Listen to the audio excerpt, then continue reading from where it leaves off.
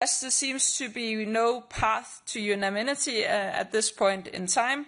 Some countries have been reluctant to revise the directive with particular concerns about impacts on consumers and competitiveness. On the other hand, some countries feel that the proposal has already moved too far away from the objective of supporting our green transition and climate objectives.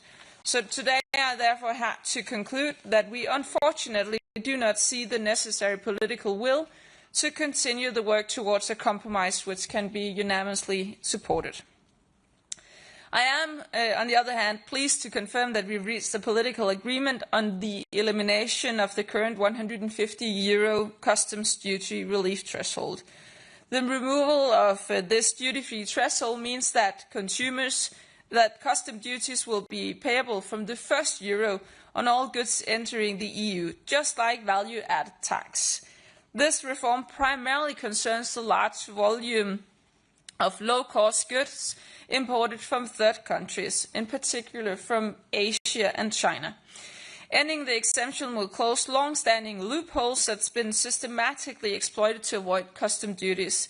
For example, to the undervaluation of goods or the splitting of consignments to stay below the previous threshold. This change will also create a fair and more level playing field between European businesses that pay duty on all imports and non-EU companies that sell low-value goods directly to European consumers without paying customs. The agreement also represents a major step towards modernizing the EU's customs system. It will help to tackle the massive inflow of low-value goods, reduce opportunities for fraud, and strengthen the integrity and transparency of trade within the EU's internal market. This agreement demonstrates that the EU can deliver on reforms that make the system simpler, fairer and more resilient, so the Danish presidency is happy to have reached a political agreement on this very important issue. Today's meeting also shows that there is a broad political support to explore options to tackle the issue arising from the rapid rise in e-commerce earlier than 2028.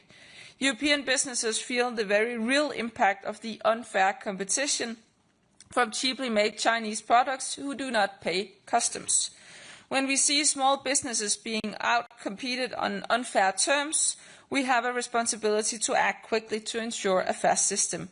We'll work with the Member States and the Commission to develop a simple, temporary solution to enable implementation as soon as possible in 2026. Thank you.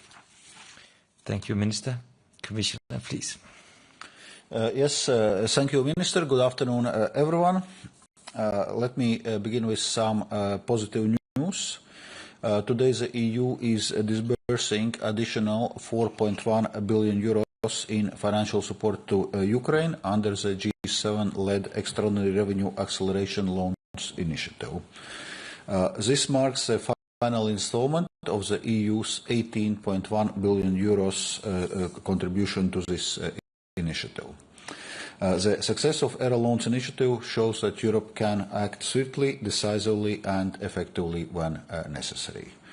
And this is in this spirit as we must also approach the question related to further funding needs for Ukraine. And actually we began today's meeting with a productive discussion on options for providing additional financial support for Ukraine as requested by European Council. And as Minister already mentioned, the meeting saw broad support from Member States for the Commission to continue its work on the reparation loan.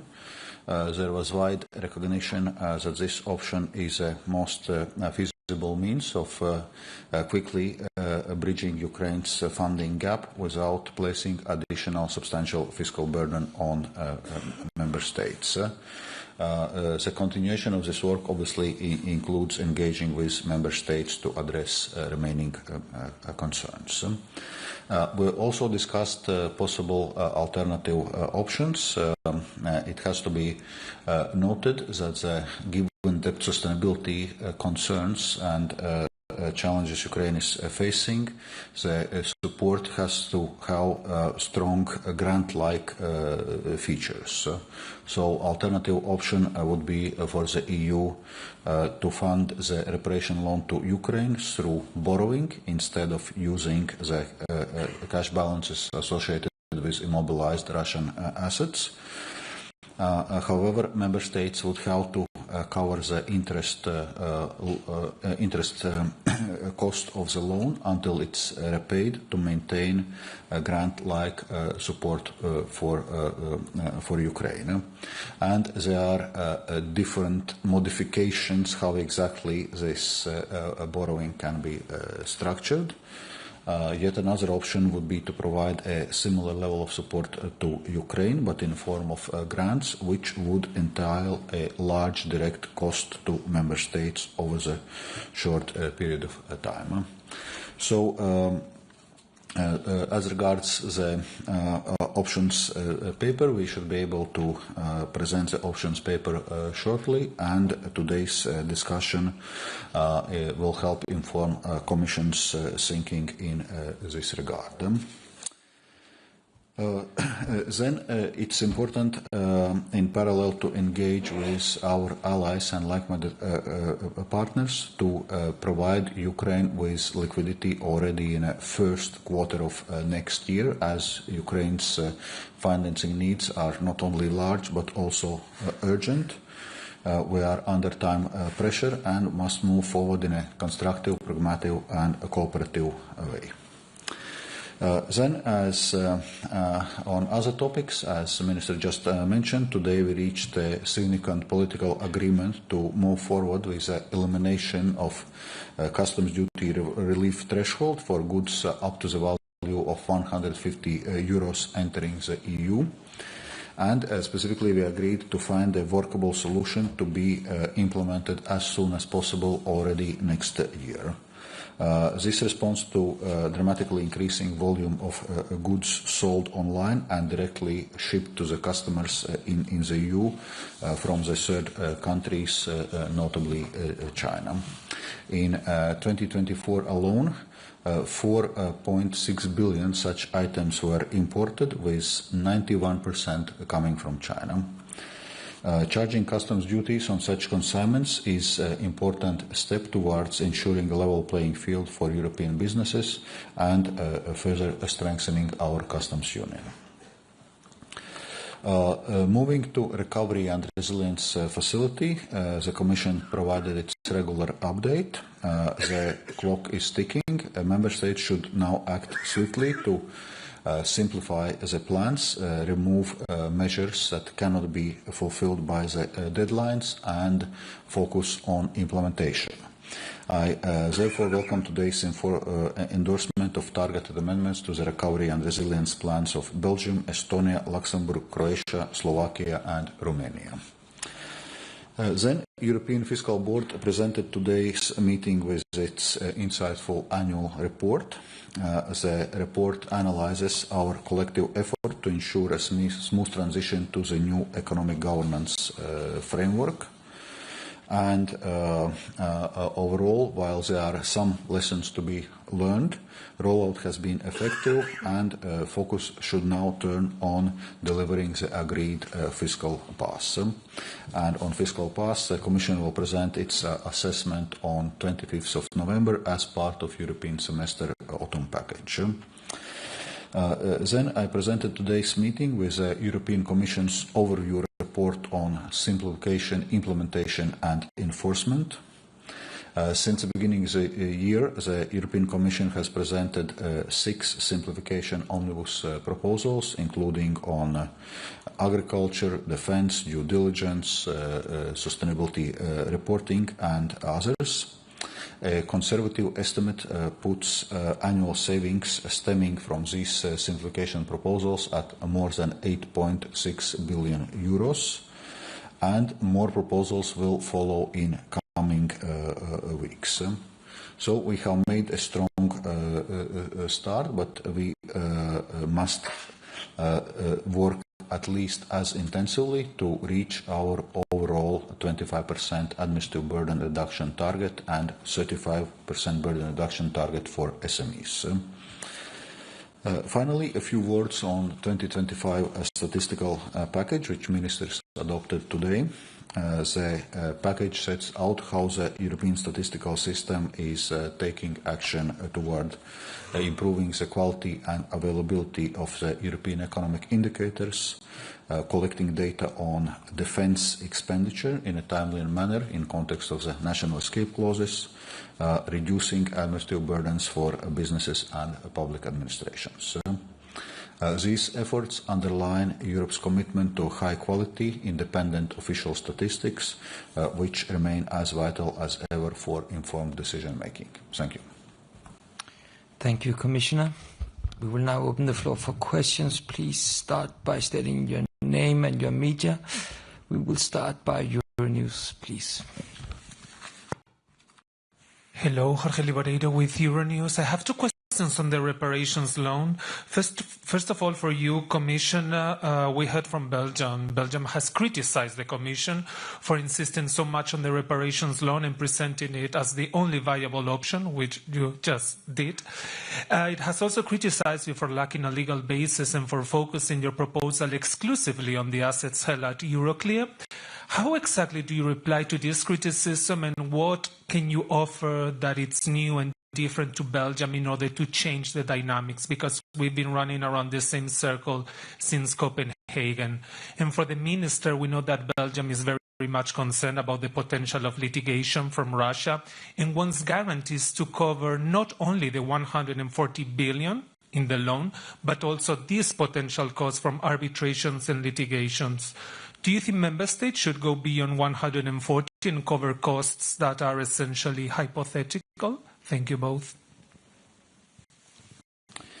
Yes. First of all member states agreed in today's meeting on the clear commitment to provide all necessary support to Ukraine and on urgency of doing so.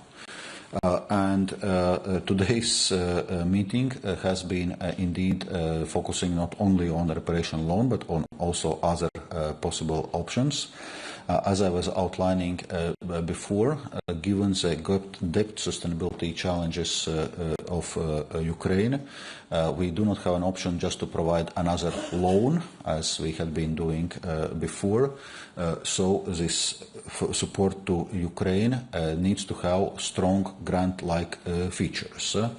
And reparation loan provides this option of doing so without placing substantial additional burden on fiscal burden on member states. There are other options, we discussed them, but obviously they come with higher fiscal costs for member states. So that's just the fact.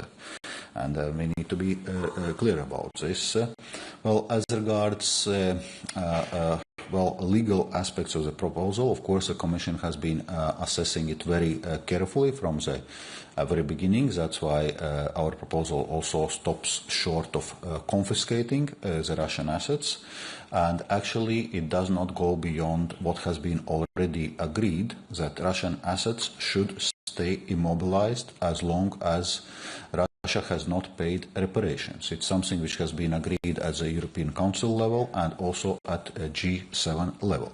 So what we are, in a sense, elaborating here, what to do with those cash balances which have been accumulated in this context, in this period, until Russia would pay reparations. Obviously, there are risks to be addressed, and specifically in case of Belgium, and that is clearly something which European Commission is working on very seriously, and it's acknowledged also by other member states that obviously there needs to be solidarity on those risks needs to be shared, and this engagement and work also with Belgian authorities in this regard is ongoing. But it has to be said that there are always risks associated with action and with containing the aggressor, but the risks of inaction and not containing the aggressor are even greater. Yeah, and on the question on Belgium, let me just start by stressing there are still things in the euro loans that need clarification, that needs to be addressed, dialogue that needs to be made. And this is something that we need to do together. So of course, all member states should be on board, and the necessary things should be clarified. That being said, it's important to remember, first of all, that we are already now in a state of hybrid warfare. All member states at different points potentially suffering the consequences of Russia's aggression, whether it being drones or it being companies that have chosen to still be active in Russia, the country of aggression, facing the consequences of that. And also important to say, as also the Commissioner just said, that it's completely fair and in its place to discuss the consequences of doing something, but it's important to remember that the consequences of not doing anything, the consequences of Europe failing Ukraine, will also have an impact on Europe. So we need to take everything into account moving forward in the dialogue with all the member states. Thank you. We will give the floor to Politiken, please.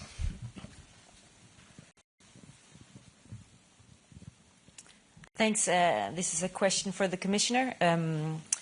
Is it correct that the Commission has found it legally impossible to include third countries like Norway or the UK, for that matter, in a model of the reparation loans?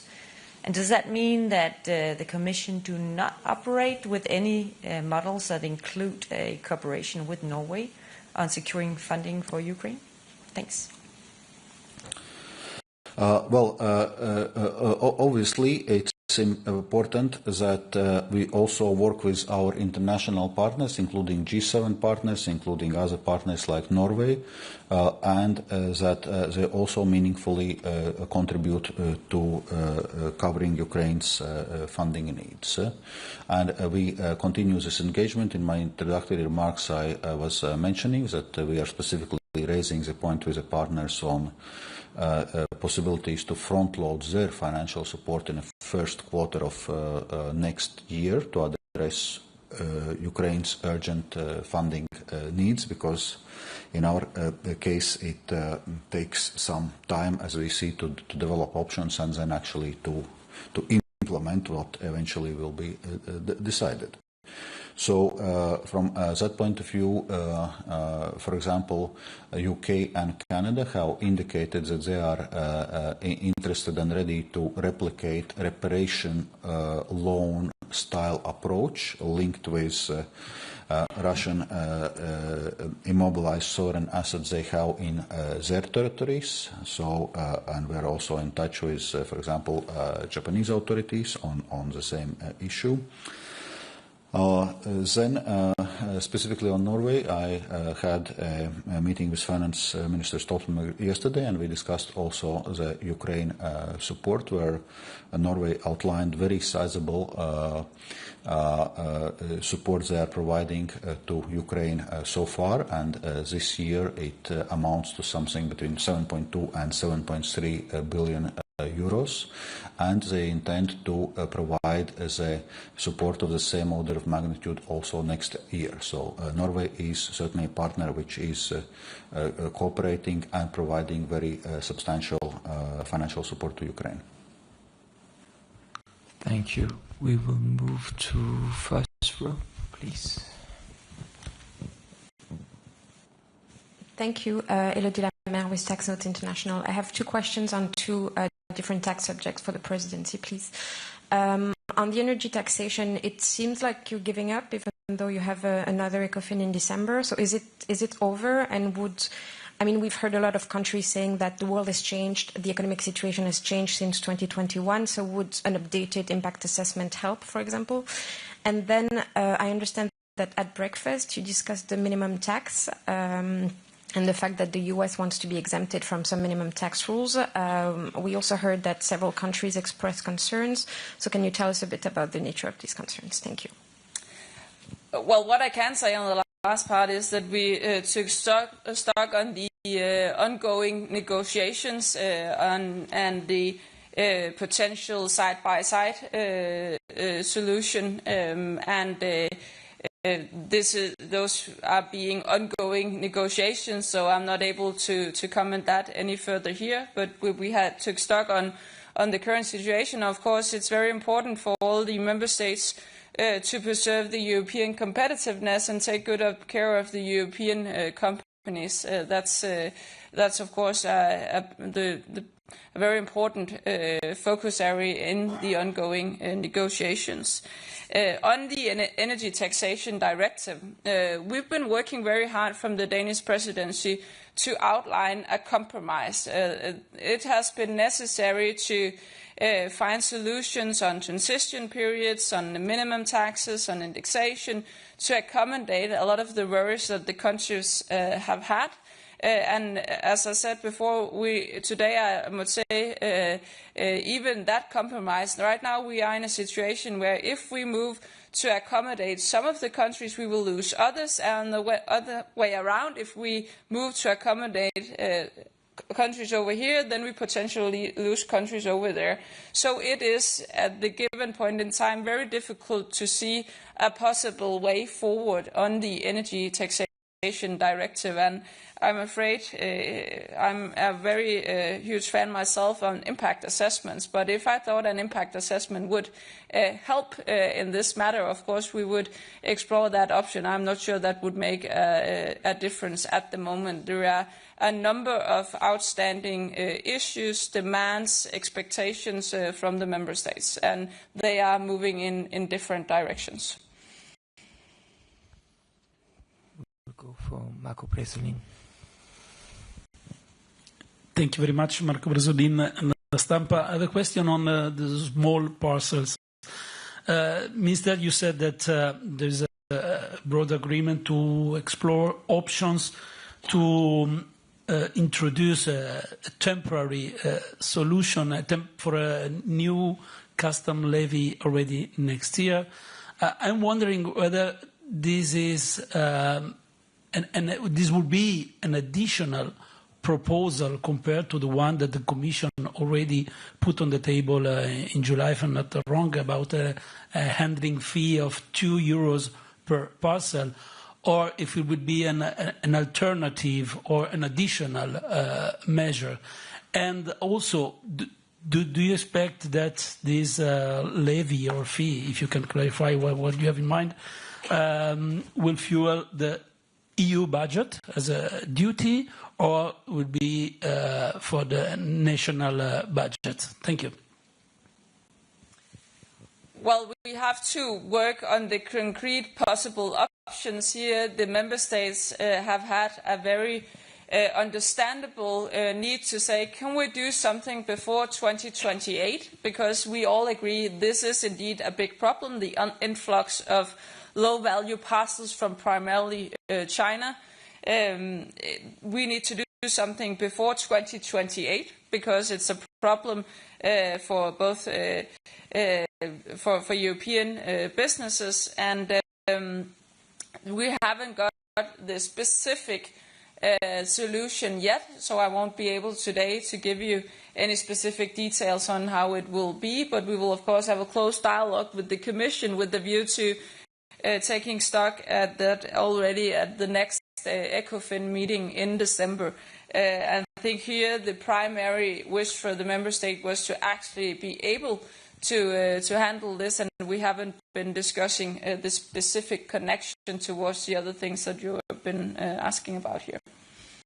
I don't know if Valdis wants to. Nice. Okay. Thank you. We will give the next question will be for Euractiv, please. Yeah.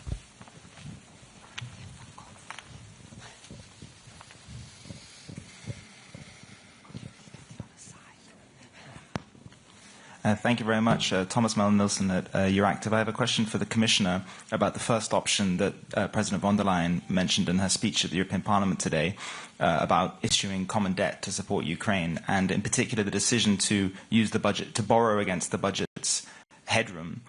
So my understanding is that if you do that, you're going to require unanimity in the Council, whereas if you had an off-budget instrument, you'd only require qualified majority to go ahead. So the question is, why did you opt for this option, given that it would ultimately, it seems that it would be more politically difficult to do this rather than to have an off-budget instrument? Thanks. Actually, both options are possible. I also outlined that obviously one alternative option is to do a common borrowing, then on lend it to Ukraine with the same reparation loan logic, and then it's important that member states or EU budget is covering the interest costs. For example, when we were detailing the original reparation loan option, we are looking at all those different elements, and different member states actually are expressing different preferences concerning the headroom or this borrowing against member states' guarantees. So as most practical solution going forward, we were foreseeing member state guarantees in a short term during this MFF, whereas foreseeing also possibility to move so to say use of EU budget headroom in the next MFF. But from that point of view, if we are considering this option of common borrowing, there are different modalities possible, and indeed, depending on modalities you choose, it may imply also different decision-making structures, including in the case of MFF, obviously unanimity. But since we are tasked to look at the different options, we are looking at those different options, and it has to be noted that they are not very easy options available. All options come with certain financial or legal or political challenges. Yeah, and if I may add, then of course, when you list different options, say if this is difficult, why do you present that options? Then basically, it's also important to say that when we point to the reparations loans as being the best way forward, then it's also because there are no easy solutions here. We don't grow money trees, and we don't have magic hats with rabbits in or any silver bullets. So basically, it's also a reflection of how difficult it is to find a number of viable options. Time is running, but I think we have time for a few more questions. Next up will be Mr. Romano.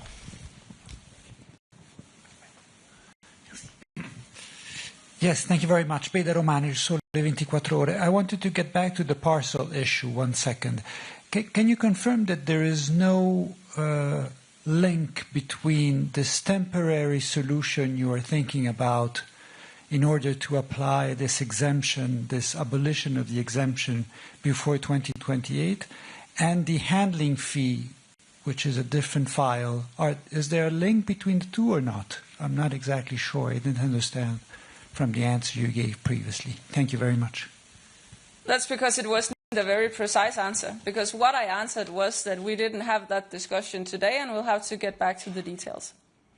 Well, in any case, the focus of today's discussion is that normally this withdrawal of this 150 euros exemption would come at 2028, but I would say pretty much all member states agreed that that's too late, and we agreed now to work on how to accelerate, how to make it happen already next year, but different, details on this still need to be worked out. Thank you. And we'll go for Bloomberg.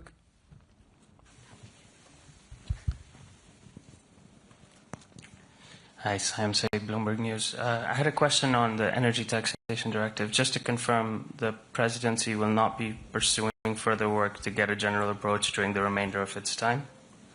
Yeah, as I said before, it's not possible for us at the moment. You never know when things will change, but at the moment we cannot see a way forward where we stretch the compromise further to accommodate some countries without losing other countries.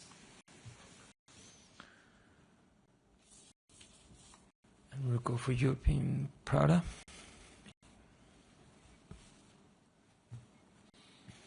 Thank you very much. Tatiana Vysotska, European Pravda, Ukraine. I would like to come back to Ukrainian question. Did you discuss the ongoing corruption scandal in Ukraine? Was it raised during the ministers' talks? What were the reactions of the ministers? Were some ministers expressing the concerns about maybe trustability of Ukrainian government in dealing with EU funds? And do you predict any difficulties with future financing of Ukraine due to these corruption questions? It's a question for both speakers. Thank you. Do you want to start?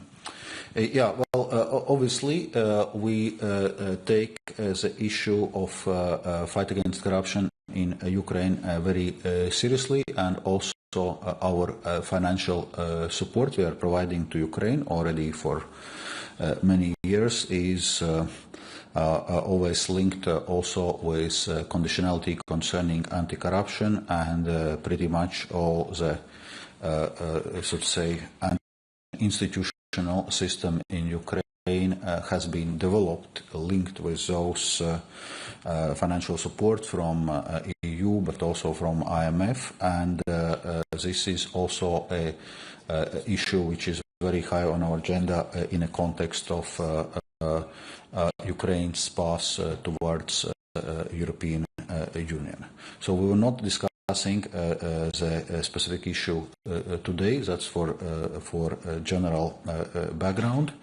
But then obviously, on one hand, you can look at this as a major corruption scandal, but on the other hand, you can also look at this as a proof that this anti-corruption system in Ukraine is actually delivering results, and that it's Ukrainian anti-corruption authorities which are able to go against corruption cases, including in to the highest level. I have nothing to add to that. We have time for one final question. We will end by the woman.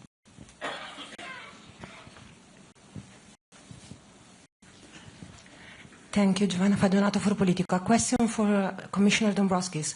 What is the amount of the headroom in the current EU budget to grant a loan for Ukraine in the case that this option is chosen? So if we were to choose solutions based on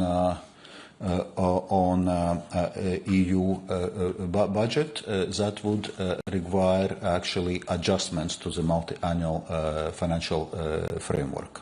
So there is, in a sense, nothing reserved immediately. That would require adjustments to MFF if for us to be able to proceed with this option.